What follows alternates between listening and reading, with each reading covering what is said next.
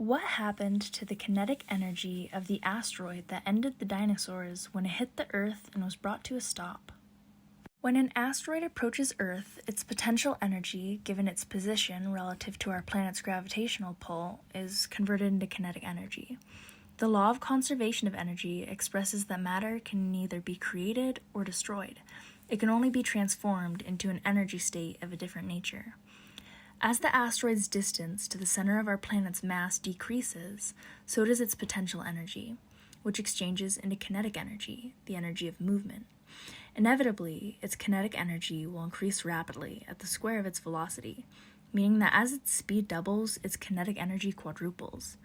Naturally, by the time an asteroid makes contact with Earth, it will have amassed a huge amount of said kinetic energy.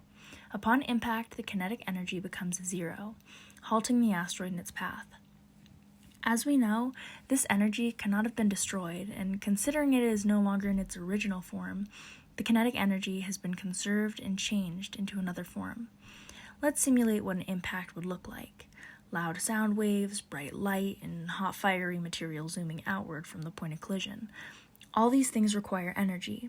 Now we simply need to ask, what kind?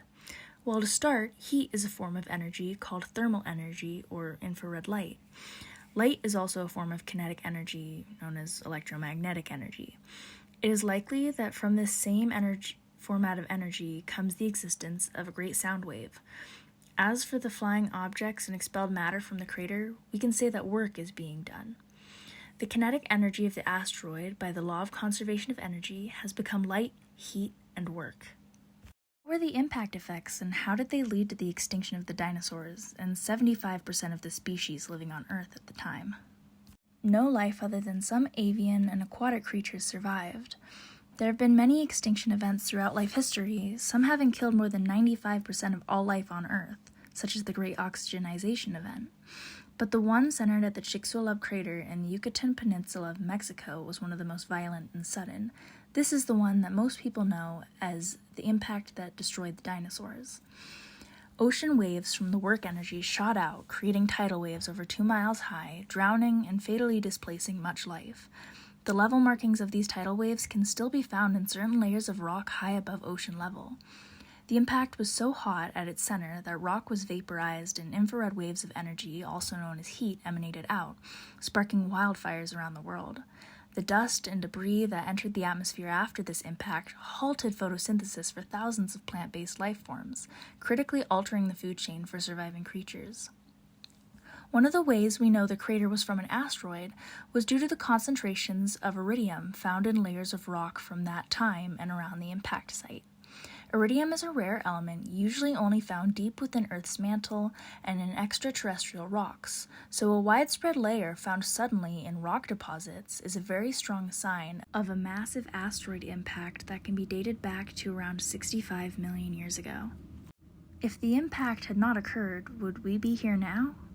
Possible that something akin to humanity may have developed in the 65 million years following the hypothetical skipping of the Cretaceous-Paleogene extinction event, also known as the KPG event, or the event that destroyed the dinosaurs.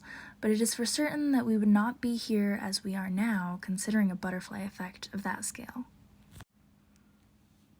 If the kinetic energy of the asteroid was 5.76 times 10 to the power of 23 joules, what is the equivalent number of Hiroshima-strength atomic bombs needed to match it?